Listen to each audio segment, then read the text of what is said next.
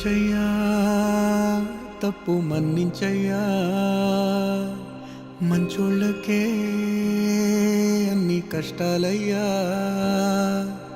వెళ్ళిరయ్యా సెలవని అంటాంది కంట తడి, ఉండలేక నీ ఎంబడే వస్తాంది గుండె సడి.